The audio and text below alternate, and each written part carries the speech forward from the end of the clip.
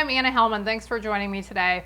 Do you have difficulty stamping large stamps, maybe even really large background stamps, and getting the full image to ink correctly? If you do, I have several tips to share with you today that will help you to get those large stamps stamped perfectly every time. Let's take a look.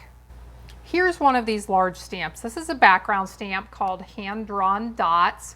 It's one I've used several times.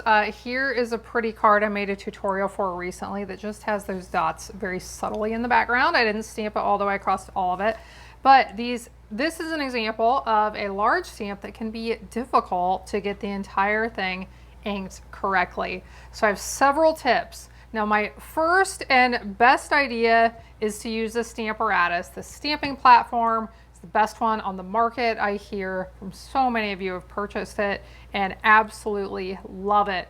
It comes with the two plates, one here, one up here. You can lift the plates out and remove them. You can use the back side to place stamps on as well. You can do all kinds of techniques because these plates lift out and they will move down through the steps.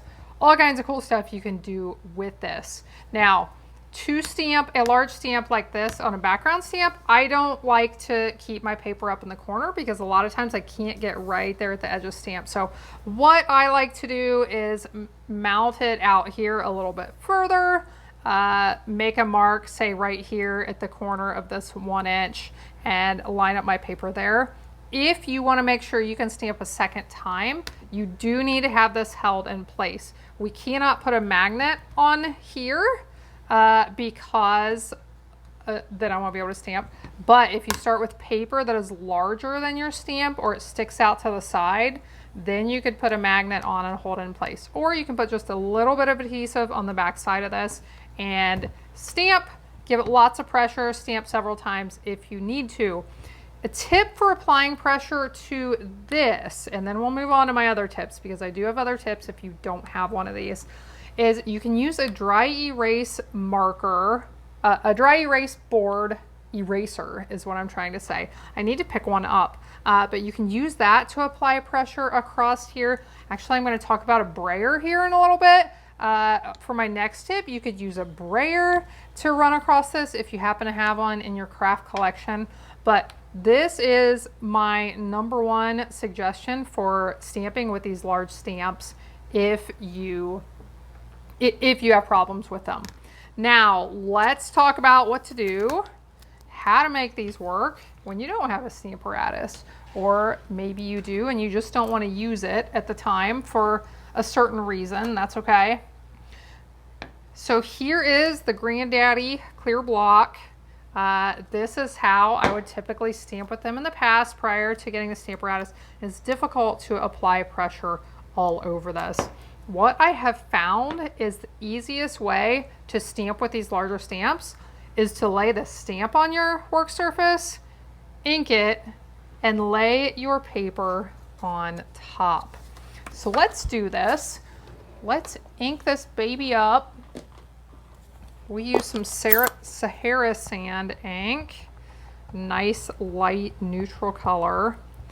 I am going to very carefully lay my paper on top. We have to make sure this doesn't get smeared from the beginning. Okay, now that it's there, we can do several things. I'll give you several ideas for what you can do. But if you have some extra ink sticking out along the edge, you may want to add a piece of scrap paper first of all.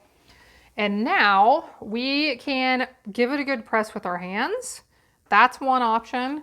We can use the brayer, like I said, if you happen to have one of these in your collection. Now you want to try to keep things from shifting. So I am trying to apply some pressure with my left hand to hopefully keep that paper from shifting. But you can do that. If you have one of those dry erase board erasers, you could press with that. You can use a foam stamping pad and lay on top and give it some good pressure this way. There's a lot of different ways you can apply pressure to try and get a really nice, good stamped image. And this did shift some, but it did not shift until after it stamped the majority of that ink. So looks very nice. So I hope one of these tips here helps you to stamp some of those larger stamps that can be difficult to ink well. If you like card making tips and tricks, click on my channel name below. You'll go to my channel, and right there near the top is my card making tips and tricks playlist. You can watch tons and tons and hopefully learn some things to help you in your crafting. If you're new here, I would love for you to subscribe. Thanks so much. I hope you have a blessed day, and I hope you'll be back again next time when I'll be here helping you to hand make with love.